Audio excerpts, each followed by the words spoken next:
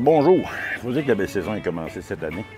Exceptionnellement dans la région de Montréal, c'est chaud. Vous avez peut-être vu ma vidéo où j'allais chercher les épices Rabelais. Je vais vous en parler un petit peu. Ça fait quelques années que je tiens des liens avec un boucher en France qui s'appelle Philippe Perrier, dit Fifi, c'est Védal, salut. OK, il me dit, qui parle des épices Rabelais. Alors, le Rabelais, une épice qui a été faite dans la ville de Marseille depuis 1880. Et c'est une marque déposée. Elle fait partie des appellations contrôlées. J'ai pas ouvert la boîte encore, je me réserve la surprise, mais l'emballage, c'est très odorant. On avise même pour les charcuteries d'utiliser 1 gramme au kilo, ce que je vais respecter. C'est 70 éléments. Et ce qui est avantageux là-dedans, ce que j'aime, c'est qu'il n'y a aucun sel. Alors, on peut, dans nos saucisses, jouer, la norme est 1,5 g sel à 2,5, de moins en moins, par kilo de saucisse. Je vais essayer. Ce que je vais faire, je vais prendre un poulet, les poulets. Je vais les mariner comme je fais d'habitude, saumure. Et j'injecte... Non, je ne l'injecterai pas, je vais faire nature, en mettant l'épice Rabelais. Étant donné que c'est une rencontre entre vieux amis, j'irai moins technique. Je vais quand même vous donner la recette de la saumure que je vais faire avec l'épice Rabelais. Et vous verrez à un moment donné comment je fais. À chaque kilo, pour une saumure, pour bien envelopper,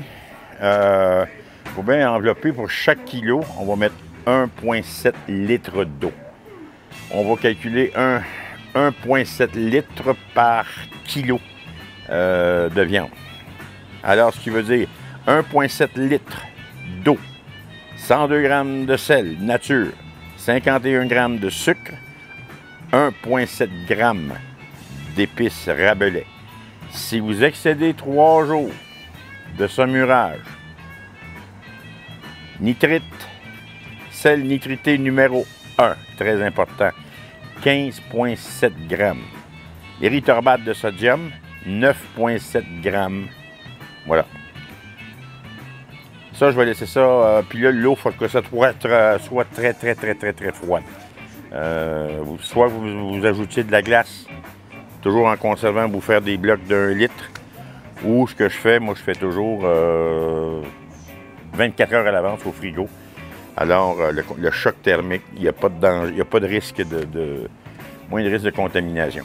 Je cuirai à 225 degrés durant 2 heures, la dernière heure 275, ce qui va permettre à l'humidité, ne sera pas éjecté. Si on cuit trop vite, tout ce qui est éjecté, ça va devenir moelleux. Les poitrines qui sont normalement sèches et l'extérieur va devenir plus croustillant. C'est ça qui est le jeu dans le fumage. De garder un taux d'humidité, de monter notre température doucement, si je faisais une courbe, et le croustillant jusqu'à une température à quart de 165 Fahrenheit. Alors, je rencontre mes 4 gros nounours, mon petit nounours, pour un bon lunch.